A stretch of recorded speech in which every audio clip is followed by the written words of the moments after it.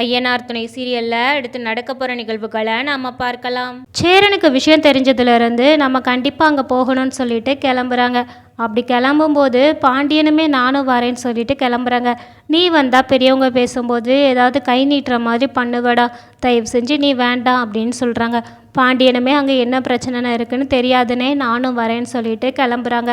இவங்க 2 பேரும் கிளம்புறத பார்த்ததுமே பல்லவனும் நானும் வரேன்னே அப்படின்னு சொல்கிறாங்க. உனக்கு காலேஜ் இருக்குடா, நீ தயவு செஞ்சு காலேஜுக்கு போ. அவங்க கொஞ்சம் மோசமானவங்க தான், ஏன்னா ஆரம்பத்தில் அப்படி தான் இருந்தது. நம்ம நிலாவை இப்போ ஏற்றுக்கிட்டாங்கங்கிறதுனால நானுமே சந்தோஷம்தான் பட்டேன். ஆனால் என்னைக்கு அவங்க பொய் சொல்லி இப்படி பெட் கட்டி தான் கூட்டிகிட்டு போயிருக்காங்கங்கும்போது நம்ம அதை சந்தேகம்தான் படணும். நீ அதனால் வீட்டில் இரு, நாங்கள் போயிட்டு வரோன்னு சொல்லிட்டு கிளம்புறாங்க. இதை பார்த்ததுமே பல்லவன் நானுமே வரேன்னு சொல்லிட்டு பின்னாடியே போகிறாங்க. உடனே சேரன் சரி வா அப்படின்னு சொல்லிட்டு 3 பேருமே கிளம்பி போகிறாங்க. சேரன், பாண்டியன், பல்லவன் 3 பேருமே நிலாவோட வீட்டுக்கு விசாரிச்சு போகிறாங்க. அப்படி போன இடத்துல தான் தெரியுது இந்த மாதிரி ஒரு பெரிய பழைய சோழன் மேலே போட்டிருக்காங்கன்னு சொல்லிட்டு. இதை கேட்டதுமே நம்ம சேரன் சொல்கிறாங்க, கண்டிப்பாக அவன் அந்த மாதிரி பண்ணக்கூடிய ஆளே கிடையாது. அவனுக்கு ஏதாவது ஆபத்து நடந்திருக்குமோன்னு எங்களுக்கு பயமாக இருக்குது. அதனால் போலீஸில் போய் கேஸ் கொடுத்து அவனை என்னன்னு சொல்லி நம்ம தேடுவோம் அப்படிங்கிறாங்க. உடனே நிலாவுமே ஆமாம் இதுதான் கரெக்டு, எனக்குமே தெரியும் சோழன் எதுவுமே பண்ணியிருக்க மாட்டாங்கன்னு, நம்ம போலீஸில் போய் அவங்கள காணுங்கிற கம்ப்ளைண்ட்டை கொடுப்போம், அதுக்கடுத்து நம்ம இதை பற்றி பேசிக்கலாம்னு சொல்கிறாங்க.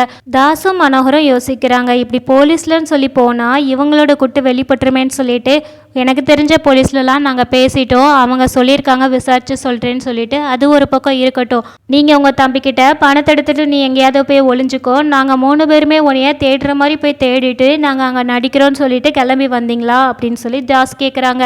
இதை கேட்டதுமே சேரன், என்ன நீங்கள் இப்படிலாம் பேசுகிறீங்க, என் தம்பி அப்படி பண்ணக்கூடிய ஆளே கிடையாது, அவன் ரொம்பவே நல்லவன், சும்மா சின்ன சின்ன பொய் சொல்லுவான், அதுவும் விளையாட்டுத்தனமாக சொல்லுவானே தவிர இவ்வளோ பெரிய விஷயம்லாம் அவன் பண்ணக்கூடிய ஆளே கிடையாது அப்படிங்கிறாங்க. இதை கேட்டதுமே தாஸ், அவனை பார்த்தாலே தெரியுது அவன் பெரிய பொறுக்கின்னு சொல்லிட்டு, எப்போ பாரு சட்டப்பட்டனை திறந்து விட்டுட்டு திரிவான், அவன்லாம் ஒரு ஆளுன்னு சொல்லிட்டு அவனுக்கு நீங்கள் 3 பேரும் சப்போர்ட் பண்ணுறதுக்கு வந்திருக்கீங்களோ அப்படிங்கிறாங்க.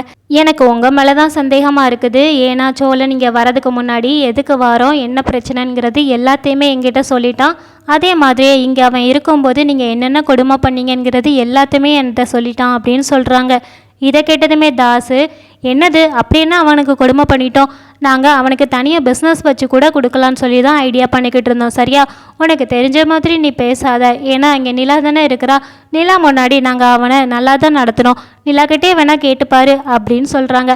ஆமாம், நீங்கள் நிலா முன்னாடி மட்டும்தான் நீங்கள் அவனை நல்லா நடத்துனீங்க, நிலா இல்லாத சமயமெல்லாம் அவனை நீங்கள் என்னெல்லாம் டார்ச்சர் பண்ணீங்க எல்லாமே என்கிட்ட சொல்லிட்டு தான் இருந்தான் அப்படின்னு சொல்கிறாங்க.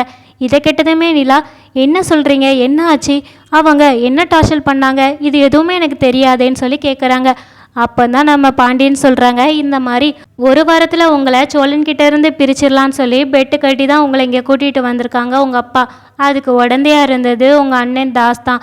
இங்கே வந்ததுலேருந்து உங்கள் முன்னாடி நம்ம சோழனை எந்த அளவுக்கு நடத்திக்கிட்டாங்கன்னு எனக்கு தெரியாது, ஆனால் நீங்கள் இல்லாதப்போ சோழனை ரொம்பவே டார்ச்சர் பண்ணியிருக்காங்க, சரிக்கு சமமாக உட்கார விடாமல் ரொம்பவே ஒவ்வொரு விஷயத்துலையும் பார்த்து பார்த்து டார்ச்சர் பண்ணியிருக்காங்க அப்படிங்கிறதெல்லாம் சொல்லும்போது தான் நம்ம நிலாவுக்கு எல்லாமே புரியுது. நிலா அவங்க அப்பா கிட்டே கேட்குறாங்க, இப்போ இவங்க சொல்கிறதெல்லாமே நிஜம்தானா அப்படின்னு சொல்லி. அவன் சொல்கிறத நம்புவேன், நான் சொல்கிறத நீ நம்ப மாட்டியான்னு சொல்லி கேட்குறாங்க. எனக்கு என்னமோ தெரியலை, உங்கள் பேச்சில் நம்பிக்கையே வர மாட்டேங்குதுப்பா அப்படின்னு சொல்கிறாங்க. இதை கேட்டதுமே மனோகருக்கு ரொம்பவே கோவம் வருது. என்ன, நேற்று போன அந்த வீடு உனக்கு அவ்வளோ பெருசாகுதா, நாங்கள் சின்ன வயசுலேருந்து பெற்று வளர்த்துருக்கோம், ஆனால் எங்கள் பேச்சு நீ கேட்க மாட்டியான்னு சொல்லி நிலா மேலேயே ரொம்ப கோவப்படுறாங்க. தாசுமே நாங்கள் சொல்கிறத நீ என்னைக்கிடி கேட்டிருக்க அப்படின்னு சொல்லிட்டு ரொம்பவே பேச ஆரம்பிக்கிறாங்க. இதை பார்த்ததுமே நிலாவுக்கு ரொம்பவே சந்தேகம் வருது.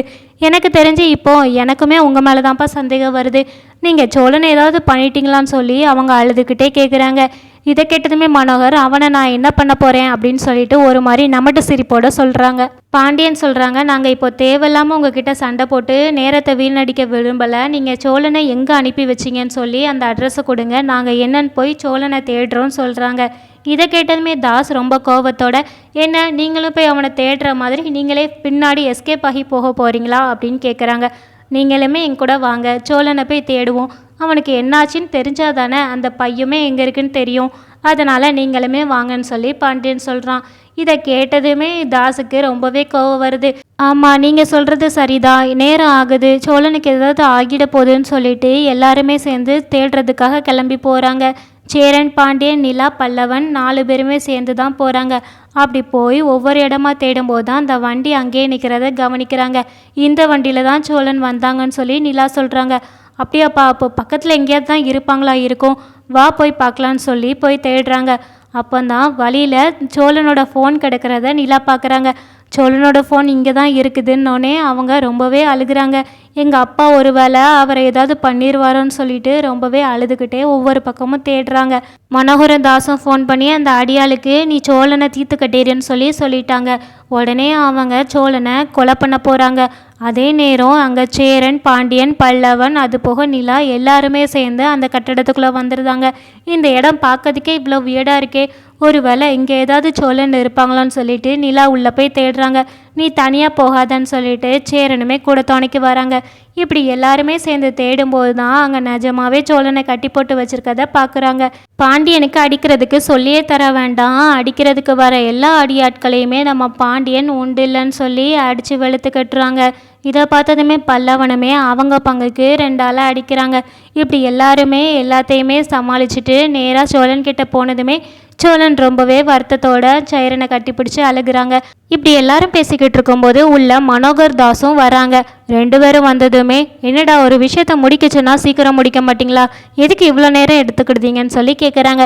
இதை பார்த்ததுமே நிலாவுக்கு அப்போ நிஜமாவே நீங்கள் தான் இதெல்லாமே பண்ணதா, நான் கடைசி வரைக்கும் நம்பிக்கை வச்சுருந்தேன், ஏன் அப்பா இவ்வளோ கீழ்த்தனமாலாம் இறங்கியிருக்க மாட்டாங்கன்னு சொல்லிட்டு, ஆனால் நீங்கள் இவ்வளோ விஷயங்கள் தப்பு பண்ணியிருக்கீங்களேன்னு சொல்லிட்டு ரொம்பவே வருத்தப்படுறாங்க. நீ என் மகளாக தான் இன்னுமே இருப்பேன்னு நினச்சி தான் நான் உன்னை என் வீட்டில் வச்சுக்கணும், அதே மாதிரி சோழன் கூட அனுப்பக்கூடாதுன்னு நிறையவே கஷ்டப்பட்டேன். ஆனால் நீ என் பொண்ணே கிடையாது, முழுசாக அவன் வீட்டில் ஒரு பொண்ணாக நீ மாறிட்ட. அப்படி இருக்கும்போது உன்னையே என் குடும்பத்தில் வச்சு நான் என்ன பண்ணேன், இங்கே இருந்து ஒருத்தர் கூட உயிரோட போகக்கூடாது, சட்ட எழுத்து சாத்துங்கடான்னு சொல்லி சொல்கிறாங்க மனோகர். இதை கேட்டதுமே நிலா ரொம்பவே கவலைப்படுறா. அது மட்டும் இல்லாமல் சோழன் சொல்கிறாங்க, நீங்கள் எங்கே கவலைப்படுறீங்க, ஒன்றுமே இல்லை, இதெல்லாம் தூசி, நாங்கள் பார்த்துக்கிடுதோம் அப்படின்னு சொல்கிறாங்க. அதே மாதிரியே சேரன், பாண்டியன், பல்லவன் எல்லாருமே சேர்ந்து எல்லா அடியாட்களையுமே அடித்து நம்ம மனோகர்கிட்ட சொல்கிறாங்க, நாங்கள் எல்லாருமே எப்போதுமே ஒத்துமையாக தான் இருப்போம், அது முன்னாடி நீங்கள் எனக்கு எவ்வளோ பிளான் போட்டாலும் அது நடக்கவே நடக்காதுன்னு சொல்லி சோழன் சொல்கிறாங்க. தாசையும் மனோகரையும் பாண்டியன் அடித்து கட்டி போடுறாங்க. இதை பார்த்ததுமே சேரன், நீ அப்படிலாம் பண்ணாத, நமக்கு அதெல்லாம் தேவையில்லை, விட்டுடா அப்படின்னு சொல்கிறாங்க. உடனே நம்ம பல்லவன், சரி இவங்கள நீங்கள் ஒன்றுமே செய்ய வேண்டாம், அட்லீஸ்ட் போலீஸ்லேயாவது கம்ப்ளைண்ட் பண்ணி கொடுங்க அப்படிங்கிறாங்க. அதுக்கு சேரனும், இல்லை குடும்பத்துக்குள்ளே போலீஸ் வர வேண்டாம், இவங்களை இப்படியே விட்டுறலான்னு சொல்லிட்டு சேரனும் சோழனும் சொல்கிறாங்க. இதை கேட்டதையுமே நிலா சொல்கிறாங்க, பார்த்தீங்களாப்பா உங்கள் மேலே எவ்வளோ மரியாதை வச்சுருக்காங்கன்னு சொல்லிட்டு, உங்களால் தான் அதை காப்பாற்றிக்கிட முடியலை, அவங்க வச்சுருக்க பாசத்தை கொஞ்சமாவது புரிஞ்சுக்கோங்க. நான் இந்த 4 மாதத்தில் அவங்க வீட்டு பொண்ணாக மாறிட்டேன்னு சொல்கிறீங்களே, நான் ஏன்ப்பா மாறக்கூடாது, ஏன்னா அவங்க என்னை அந்தளவுக்கு பத்திரமா பார்த்துக்கிட்டாங்க. இது வரைக்கும் நான் நம்ம வீட்டில் இருந்த சந்தோஷத்தை விட நான் அங்கே ரொம்பவே சந்தோஷமாக தான் இருக்கிறேன், எனக்கு எந்த பிரச்சனையுமே இல்லை தான். ஆனால் உங்களை மிஸ் பண்ணலன்னு மட்டும் நான் சொல்லவே மாட்டேன்ப்பா, எனக்கு எப்போதுமே அப்பா, அம்மா, அண்ணன் எல்லாரையுமே தேட தான் செய்யும். ஆனால் நீங்கள் பண்ணின இந்த விஷயத்தெல்லாம் பார்க்கும்போது எனக்கு அங்கே இருக்கிற நிம்மதியே போதும் தப்பா நான் அங்கேயே இருந்தேன். நீங்கள் கொஞ்சம் பேசி நீங்கள் கூப்பிட்டதுமே நான் வந்ததே உங்களை நான் தேடின ஒரே ஒரு காரணத்துக்காக தான்ப்பா. ஆனால் நீங்கள் அந்த பாசத்தை ஒன்றுமே இல்லாமல் ஆக்கிட்டீங்கன்னு சொல்லிட்டு ரொம்பவே கோவப்பட்டு பேசுகிறாங்க நிலா. இதை கேட்டதுமே மனோகருக்கு ரொம்பவே குற்ற உணர்ச்சி ஆகுது. உடனே நிலா காலில் விழுந்து என்னை மன்னிச்சிருமா, நான் பண்ணினது எல்லாமே தப்பு தான் சொல்லி மன்னிப்பு கேட்குறாங்க. ஆனாலும் நிலாவுக்கு இது எதுவுமே ஏற்றுக்கிட முடியலை. அப்பா இவ்வளோ தூரம் நம்மளை ஏமாத்திருக்காங்களேன்னு சொல்லி ரொம்பவே வருத்தப்பட்டுட்டு போகிறாங்க.